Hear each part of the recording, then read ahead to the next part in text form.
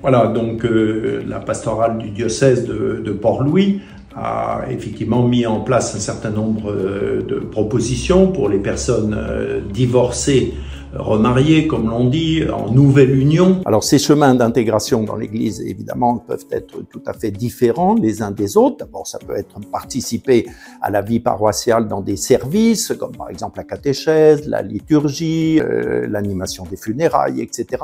Ça peut être aussi de se tourner vers ce qu'on appelle l'officialité, c'est-à-dire le service qui entend les demandes de reconnaissance de nullité du premier mariage. Il y a aussi des groupes de partage entre les personnes divorcées en nouvelle union qui existent déjà, les groupes Reliance, Frangipane, Chemin d'Alliance, ce sont des groupes de partage entre les couples. Et puis, il y a une quatrième option qui est actuellement mise en place dans le diocèse, qui est un parcours d'approfondissement de la foi et de discernement spirituel. Ce parcours se fait en ce moment avec une première promotion, si l'on peut dire, et c'est un parcours de discernement qui peut conduire les personnes vers la possibilité de recevoir à nouveau le sacrement de la réconciliation et le sacrement de l'Eucharistie.